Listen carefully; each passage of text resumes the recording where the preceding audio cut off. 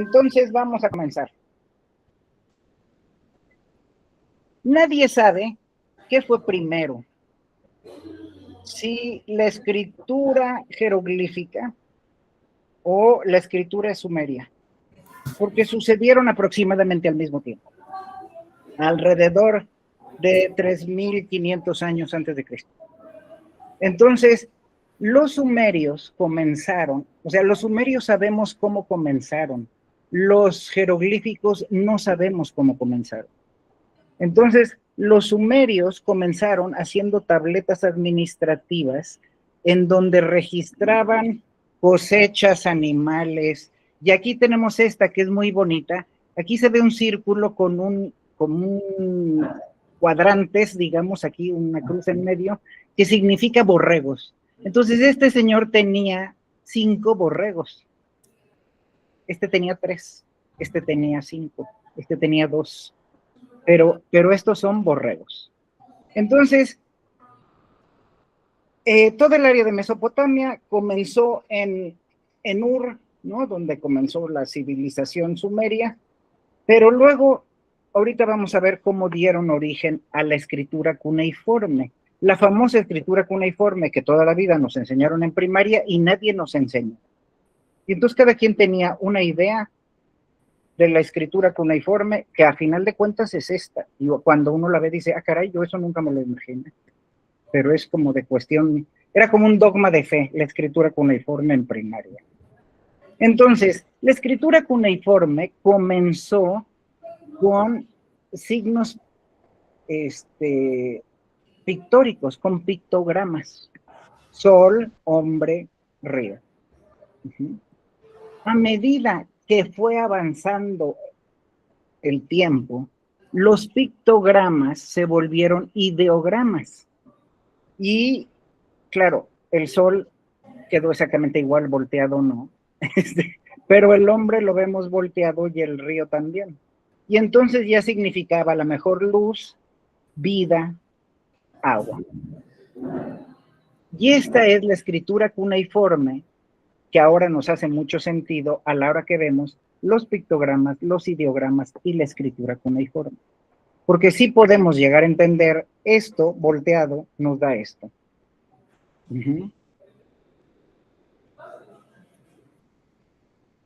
Y tenemos aquí algunos signos cuneiformes, ¿no? Pictogramas, y todas las letras posteriores, que ahorita vamos a ver, salieron de objetos cotidianos. Del ojo de la cerca, de la mano, del gancho de pescar, de cosas así. Entonces, todos estos pictogramas se fueron haciendo ideogramas y finalmente se fueron haciendo escritura cuneiforme.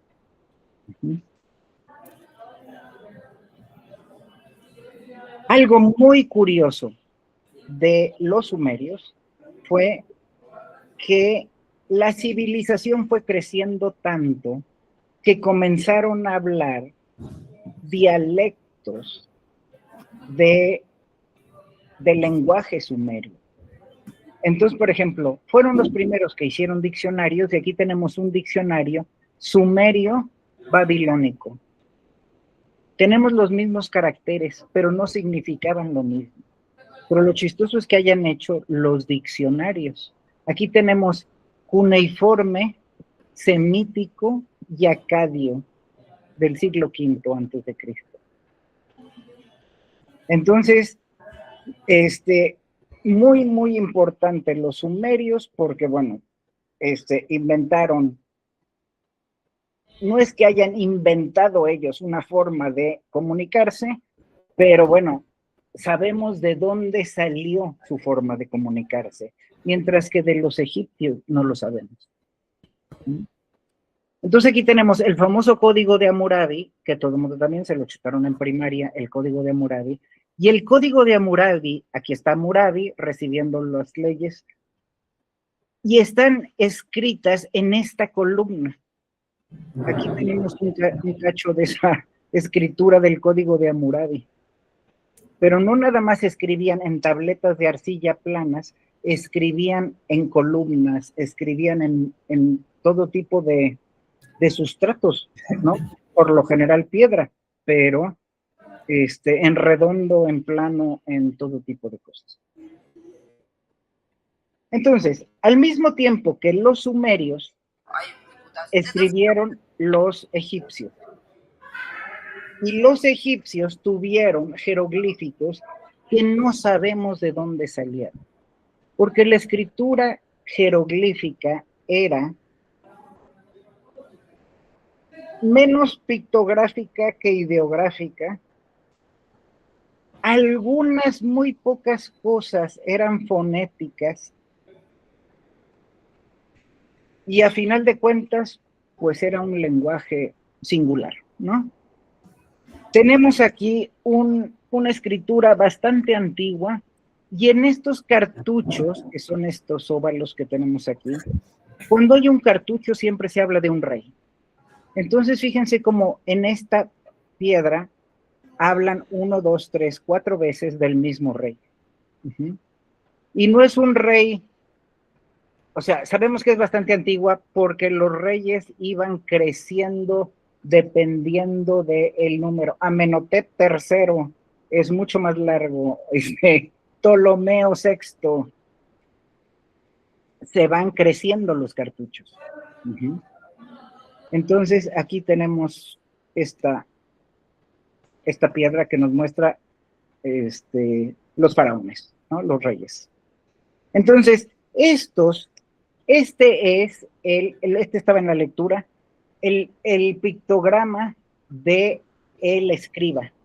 Tenemos la pastilla de tinta, la bolsa donde se guardaba la pastilla de tinta y el mango donde se ponía el cálamo para escribir. Esto lo tenemos aquí en jeroglífico manuscrito.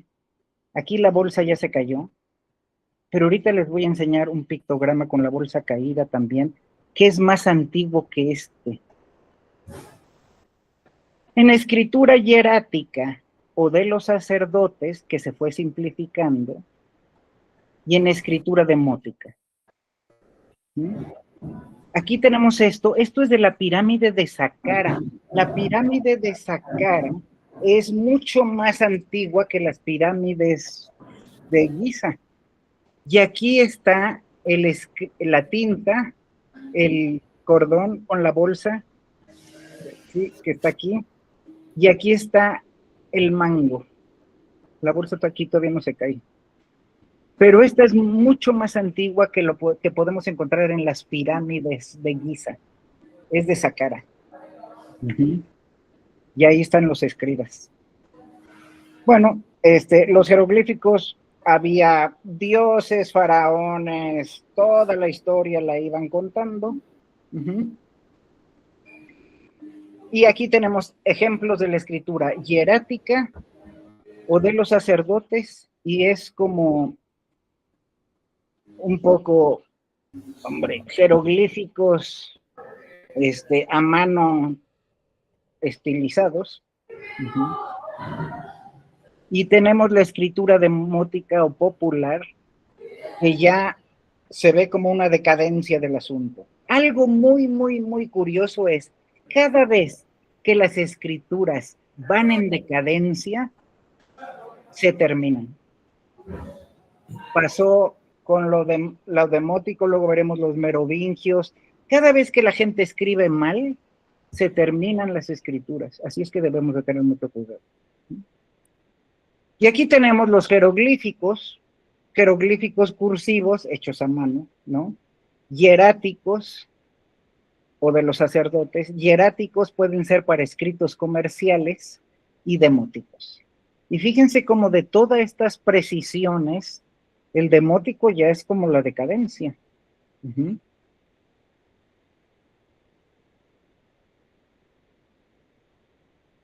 De los jeroglíficos, ¿no? De la evolución de la escritura. Aquí tenemos un cartucho en una pared. Vean cómo este es un nombre más largo que el que vimos hace rato, que tenía solamente 4 elementos, ¿no? Ahí está el cartucho. Y bueno, y la famosa piedra Rosetta, la piedra Rosetta la encontraron cuando Napoleón fue a dar a Egipto. Supuestamente Napoleón quería encontrar la inmortalidad. Y entonces dijo, ¿quiénes podían haber sabido de la inmortalidad? Hombre, los egipcios, ahí va. Se llevó a todos los científicos, literatos, escritores de todo tipo de personas, toda la élite cultural de Francia se fue con Napoleón a Egipto, a buscar la inmortalidad. En una de esas, en una barda, en el pueblo de Rosetta, se encontraron esto, un oficial que se llamaba Bouchard. Y dijo, pues yo creo que esto como que debe de ser algo importante y se lo llevo, lo guardo. Entonces, la piedra Rosetta tiene, a ver si me acuerdo, 16, 14 líneas de jeroglíficos, que son las de aquí arriba, 32 de escritura demótica y 54 en griego. Y contaban lo mismo. Aquí tenemos Ptolomeo y Cleopatra, que Cleopatra era de la dinastía de los Ptolomeos. Y con esta piedra, Champollion, alrededor de, ¿qué sería? 1700, a ver si me acuerdo, 99, creo. Descifró Ptolomeo y descifró Cleopatra, y entonces se dio cuenta que había ciertas cosas que podían ser silábicas, fonéticas. Y entonces pasaron dos cosas divertidas cuando Napoleón fue a Egipto. La primera, llegaron hasta la Franja de Gaza, tan comentada últimamente, y se encontraron con que la gente de ahí hacía una tela que servía muchísimo para los heridos, la gasa. Entonces, la Franja de Gaza hacían la gasa. Y Napoleón se la llevó a Europa. Que todos hablamos de la Franja de Gaza, pero nunca nadie sabe que ahí inventaron la gasa. Esa fue la primera cosa diferente. Y la segunda fue que ya que habían agarrado todas sus chivas, una cosa antes, la piedra Rosetta, Champollion, que iba en el viaje de Napoleón, François Champollion, hizo calcas de la piedra para no andar cargando con la piedra para todos lados. Calcas, puso un papel encima y le frotó con un carbón. Todos lo hicimos con una moneda, yo lo hago para las marcas de agua, todos hemos hecho una cosa así. Y entonces Champollion trabajó con las calcas de la piedra Rosetta. Cuando Napoleón empieza a guardar todo en sus barcos y se va a ir, resulta que los ingleses los están esperando afuera. Y entonces entendemos por qué la piedra Rosetta está en el Museo Británico y no en el Museo del Louvre. Porque se llevaron todo. Entonces, gracias a que Champollion había sacado sus calcas, pudo seguir trabajando en en descifrar los jeroglíficos. Mientras que los ingleses se llevaron la piedra Rosetta, claro, con una bola de momias y sarcófagos y cosas, y comenzó la carrera entre Thomas Young, inglés, y François Champollion, francés, para ver quién lograba descifrar primero los jeroglíficos. Ganó Champollion. Por un pelo, porque Thomas Young lo hizo el siguiente año. Entonces, aquí tenemos la escritura de los egipcios y tenemos, los egipcios estaban de aquí para acá, todo esto de acá, y aquí tenemos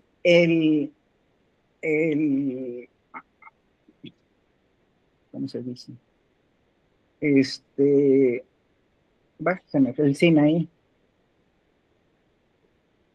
Los de Sinaí tuvieron una escritura proto-sinaica, que no fue otra cosa más que un champurrado de jeroglíficos egipcios, pero no hicieron nada por mejorar la escritura, por hacer algo diferente, nada. Y entonces, bueno, aquí lo vimos en el seminario de historia. No, en el seminario no, en la junta que tuvimos del área. Que aquí fue donde le dieron las tablas de la ley a Moisés y nadie sabe en qué estaban escritas. Porque no podían haber estado en protosinaico, porque era parte de lo egipcio. No podían haber estado en egipcio porque hubiera sido como una mentada a los judíos y para acá no había nada, más que hasta acá, ¿no? Con los sumerios, pero era muy lejos. Entonces tenemos esta escritura protosinaica que no pasó a mayores, y aquí tenemos otra vez Egipto, tenemos la escritura protocananea primero y luego la escritura cananea.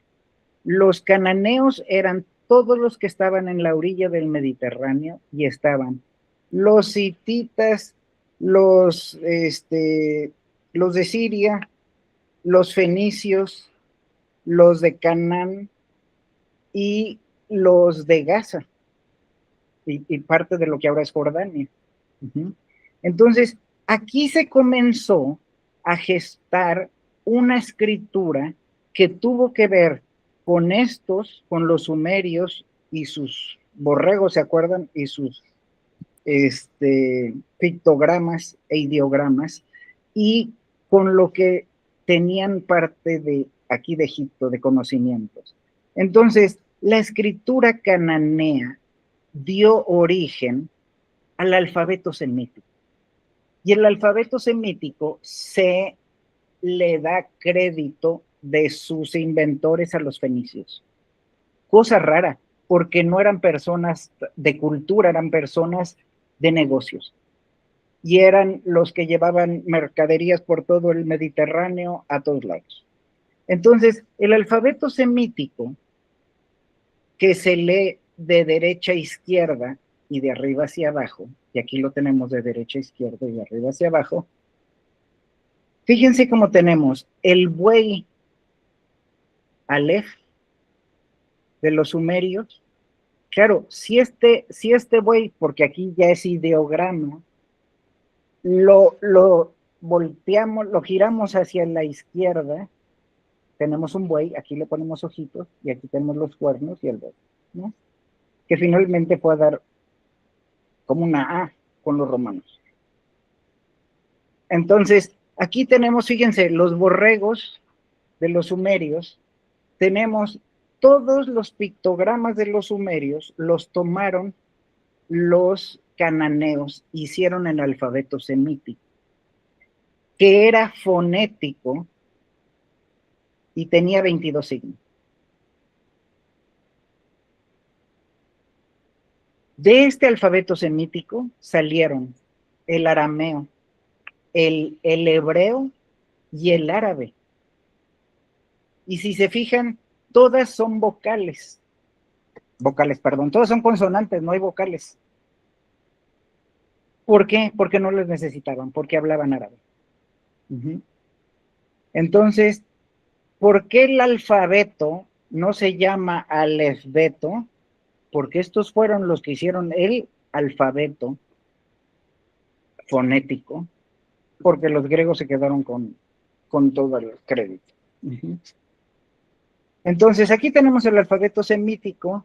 Ahora, el alfabeto semítico a final de cuentas desapareció, pero quedaron el griego, el hebreo y el árabe. El hebreo y el árabe no tuvieron vocales hasta alrededor del año 1000. Los árabes, sí estamos seguros. Los hebreos no sabemos cuándo. Puede ser que hasta más tarde. Pero hay manuscritos, si ustedes ven un manuscrito árabe antiguo, si tiene vocales que son como puntitos y rayitas que van poniendo alrededor de las letras, se ven añadidos. esas son vocales, significa que es del año 1000 o posterior. Y si no las tiene, es de antes del año 1000. Uh-huh. Aquí tenemos alfabeto semítico. Aquí está escrito al revés, porque aquí está la Aleph, ¿no? Y tenemos el alfabeto griego. El alfabeto griego, los griegos, es un griego muy antiguo, pero el alfabeto griego tomaron los signos del alfabeto semítico, pero los griegos hablaban griego. Entonces dijeron, aquí hay cosas que no nos sirven y cosas que nos estorban. Entonces hicieron vocales con el alfabeto semítico. Y se quedaron con el crédito de hacer el alfabeto por alfa y beta, que eran las dos primeras letras del alfabeto griego. Y bueno, vean la A, como sea, el buey ya se puso de cabeza, ¿no? Se volvió la Aleph, la alfa. Y entonces los griegos comenzaron a escribir de derecha a izquierda, igual que los fenicios. Pero luego, como eran griegos y se les ocurrían cosas, dijeron, ¿qué tal si ahorramos tiempo? Entonces escribimos la primera letra de izquierda a derecha y la segunda de derecha a izquierda. Ya esto se le llamó bustrofedón, que significa como se ara la tierra. Y va haciendo eses.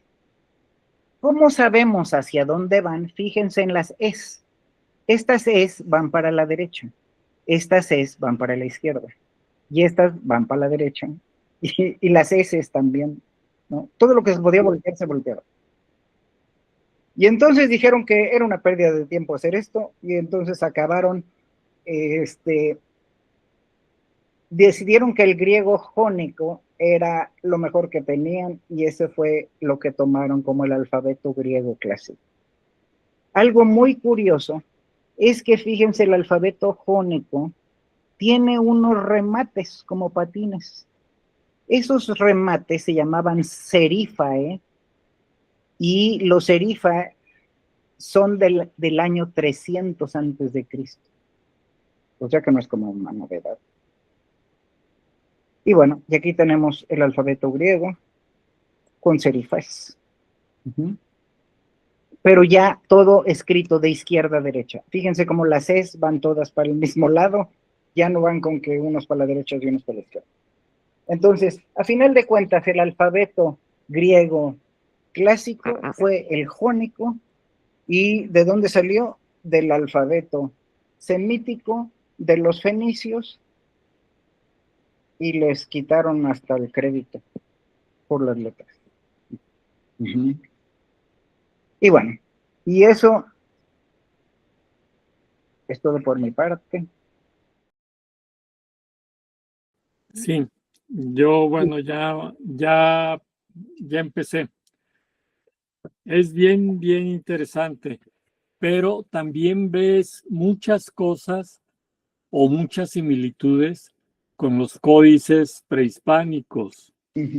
Entonces, sería padrísimo. Yo siempre, cuando estudié la maestría de conservación y restauración, siempre les digo a los alumnos, en lugar de estar haciendo tantos emojis y tanta jalada de esas, ¿por qué no usan el alfabeto, los códices prehispánicos y empiezan a hacer signos o emojis basados en los alfabetos? No son alfabetos en el idioma, en los códices.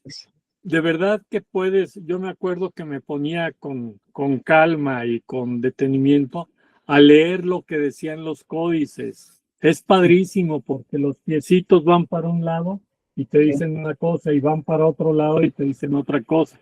Y todas las cuentas y todas las cosas que hacen. Dices, creo que sería padrísimo poder hacer algo con estas cosas. Y yo, me van a decir que, bueno, me encantaba ver todo eso de historia, me encantó ver todas las series sobre todo las líneas que van como serpientes de un lado a otro.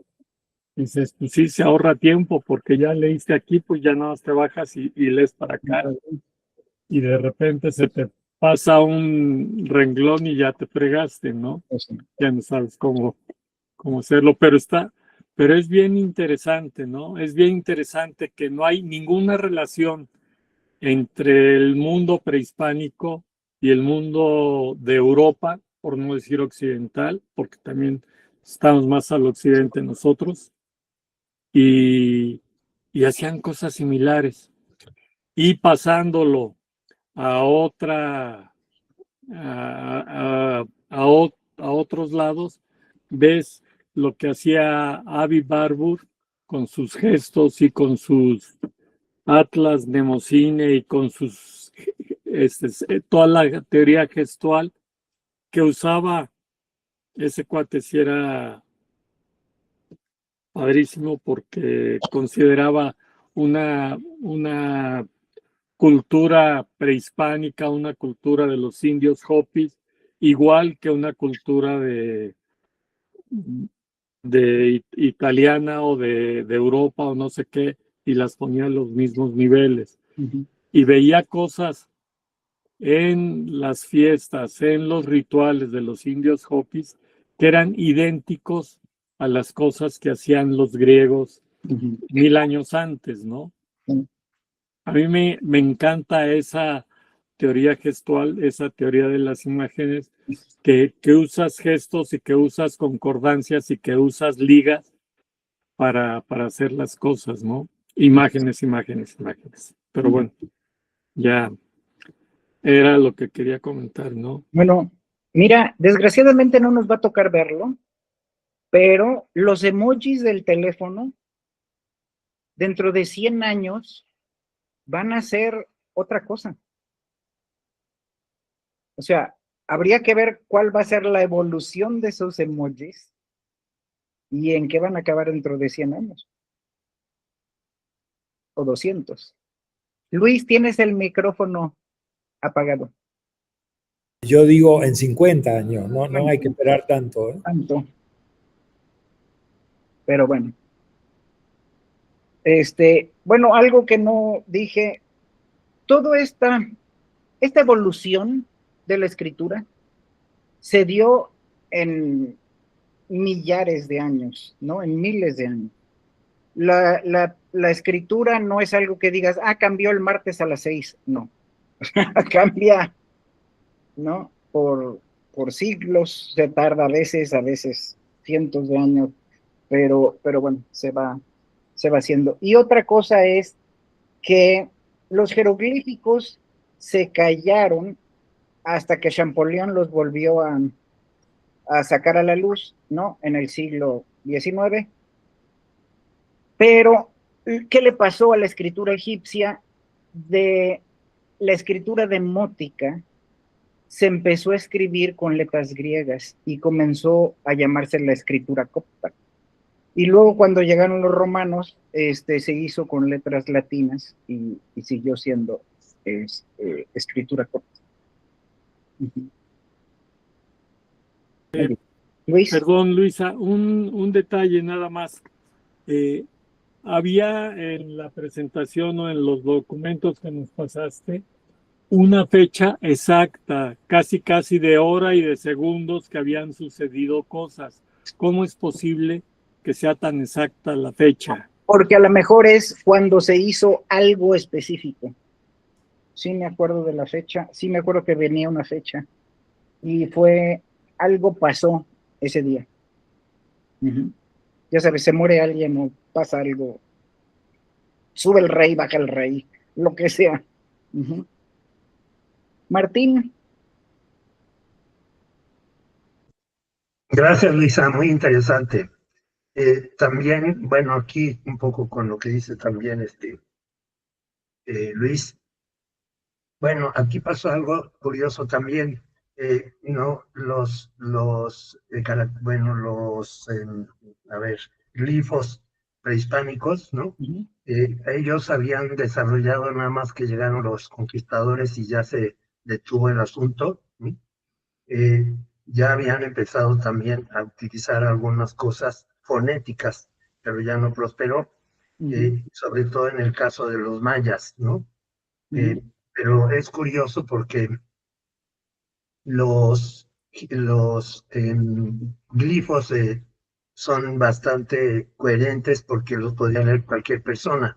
Y lo más curioso es que, por ejemplo, la españolización de los mexicanos fue muy tardía, y tú lo sabes porque sabes de los testerianos, ¿no? Es decir, que se utilizó la escritura no exactamente la misma, pero como todos los, excepto Zumárraga, que fue un caso especial, que nunca aprendió náhuatl, ¿no? Todos los demás, los frailes aprendieron, y entonces realmente casi nadie hablaba español. Eso es curioso porque los indígenas no aprendieron español hasta muy tarde, ¿no?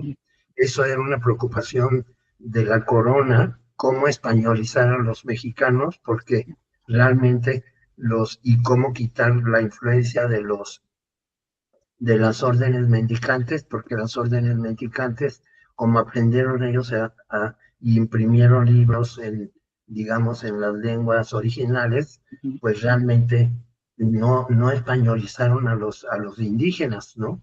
Y los indígenas pues seguían hablando náhuatl, ¿no? En la alfabetización fue muy tardía. A la época de Don Porfirio, el 90% de los mexicanos eran analfabetas, ¿no? Y la españolización tardó muchísimo, ¿no? La gente supone que todo el mundo hablaba español y no es cierto, ¿no? Entonces, los caracteres y, bueno, los glifos, etcétera, se utilizaron todavía hasta el siglo XVIII, entrados hasta el XIX, ¿no? Entonces, bueno, pues eso también hay que rescatarlo, ¿no? Pero eso nunca se habla, ¿no? Parece ser que todos hablaban español y no es cierto, ¿no? Entonces, bueno, eso falta mucho estudio sobre nuestro pasado, sobre todo nuestro pasado escrito, pues, ¿no? Sí. Gracias. ¿De qué? Luis Herrera. Hola, sí, ya le puse. Sí, es muy interesante. Fíjate que dos aspectos voy a tocar. Uno, exactamente el que ya estaban tocando, que he estado leyendo a León Portilla sobre un libro que escribió sobre las escrituras, los antiguos mexicanos, que está muy interesante. Y en otros que he estado viendo sobre los códices, un poco encaminándome a lo que quiero platicar en el coloquio. Que es del principio de Tenochtitlán. Entonces, lo que acabas de decir, fíjate lo importante que muchos de los códices que actualmente se tienen, a unos aquí en México y otros en el extranjero, principalmente en Europa, están hechos, los hicieron posterior a la conquista, y que Boturini y todos estos son códices que se hicieron a petición para saber un poco la historia de nuestros pueblos. Es interesante ver que el inicio ahora sí, porque el mismo León Portilla le llama también jeroglíficos a la escritura, que se quiere decir grafismo sagrado o imagen sagrada. Entonces, es interesante que los nahuas muy anteriores son los que desde el preclásico van del norte para acá, y que son los que aportaron ese tipo, vamos a llamarle, escritura de lo que es de los mexicas, pero claro que fue desde los olmecas y después, y de ahí se dividió tanto para el maya como para el Mesoamérica, que influyó toda esta parte, Teotihuacán y después los mexicas, ¿no? Pero sí, como comentaban, bueno, se tuvo que hacer muchos de los códices posteriormente en el siglo XVI, XVII y XVIII, Los catecismos se hicieron un poco para poderlo, como los testerianos, pero los códices que he estado checando y viendo es interesantísimo, solamente que el dato que tengo puede variar porque entre dos autores varía, son 16 o 18 los códigos antes precolombinos que se tienen porque se quemaron. Ya saben que Todos los de Yucatán. los de Yucatán, que eran, y como dices también, estaban en proceso primero pictográfico, totalmente de cosa, como se exactamente, pero después empezó a ser ideográfico, ahora sí, el lenguaje náhuatl, que después los mexicas, la escritura náhuatl, Nahua, que después los mexicas lo adaptaron y llegó hasta tener partes fonéticas. El que sí avanzó mucho más fue el maya en su escritura en ese sentido. Pero sí, como comentabas y como veías, es precioso lo de los códigos y creo que valdría la pena que se estudiara un poquito más también esa parte. Por ahí en México a través de los siglos estuve viendo y hay hay una parte donde hablan sobre el origen de la escritura y que hacen comparaciones interesantes tanto con los lenguajes, con el desarrollo de las escrituras de Occidente, como algunas de las de Oriente también. Por eso, para ver fue su desarrollo. Y el otro, Luis, es que fíjate que en el libro de E. Martín, ¿te acuerdas? En la composición de artes gráficas que usamos muchísimo durante... que era así como una Biblia de nosotros allá en los primeros tiempos, se habla que el príncipe fenicio Cadmo, que fue el que ya ¿cómo se llama? Institucionalizó el alfabeto fenicio, era contemporáneo de Moisés, y habla de los protofenicios que sí influenciaron mucho la semítica, la escritura semítica.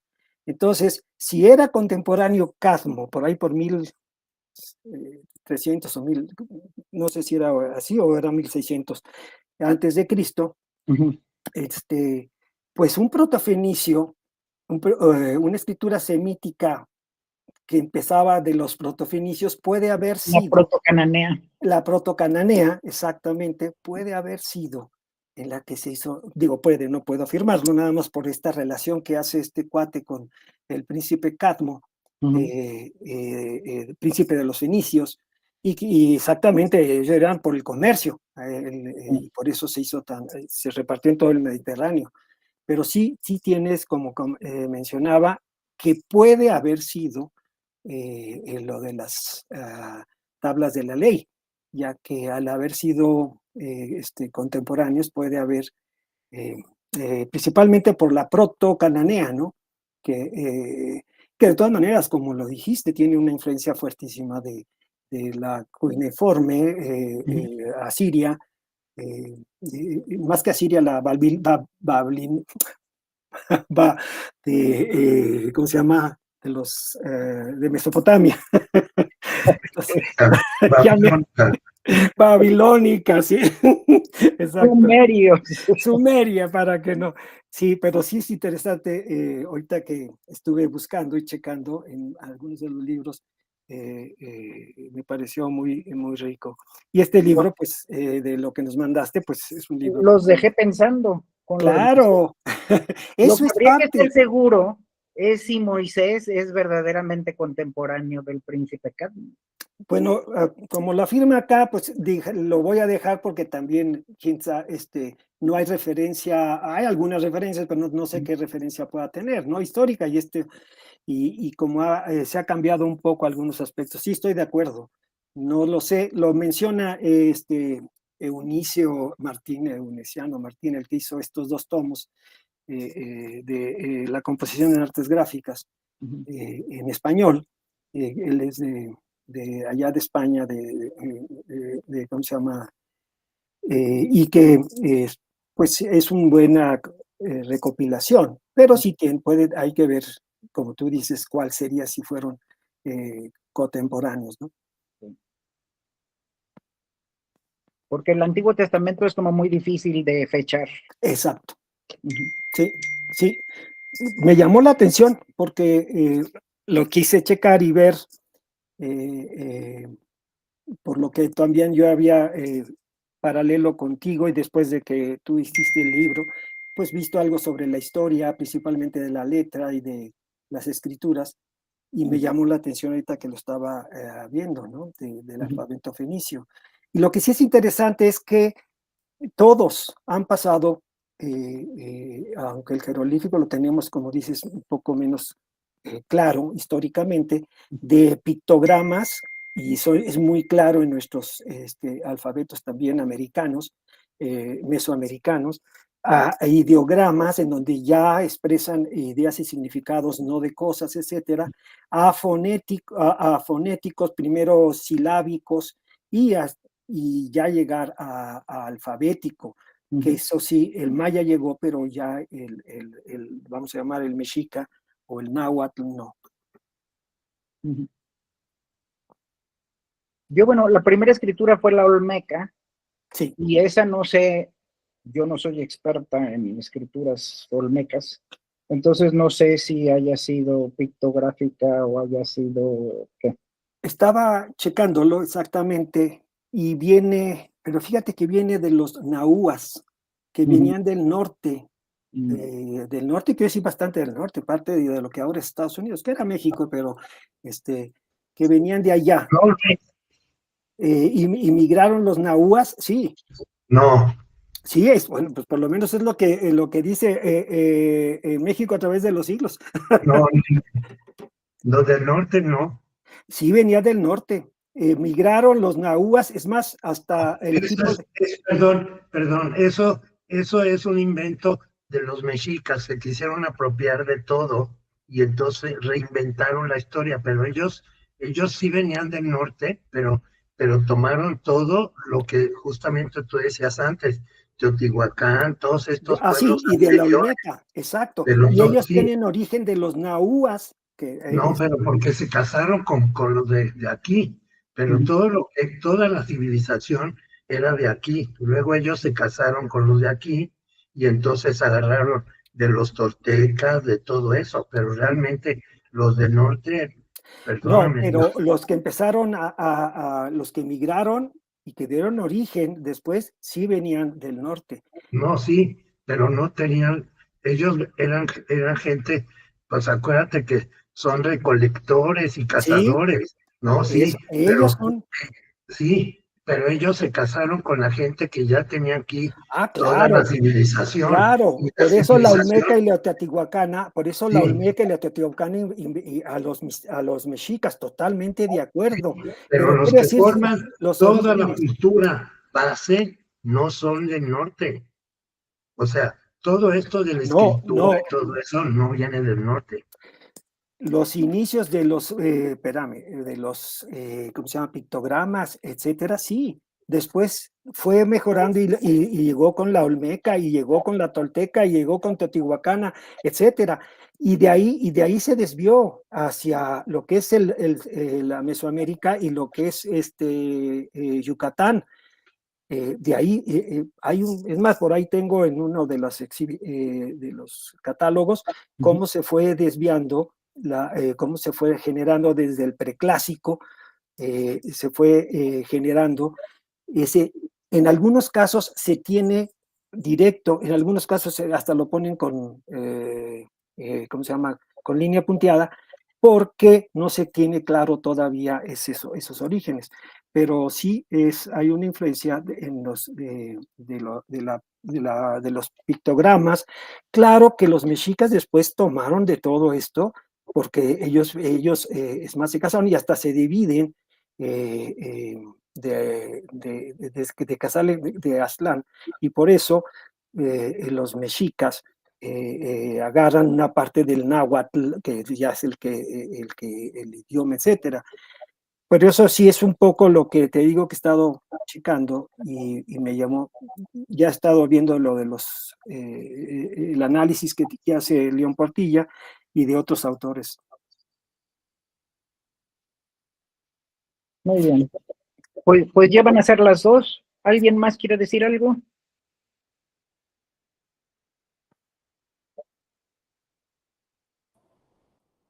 Bueno, ¿quién quiere, Sergio, quién quiere presentar a Sarita? Sergio, No, yo quiero agradecer esta interesante exposición. A Me ver, gustó mucho. Me acuerdo de mis clases de historia en la SECO, de Historia Universal. ajá. Y sí,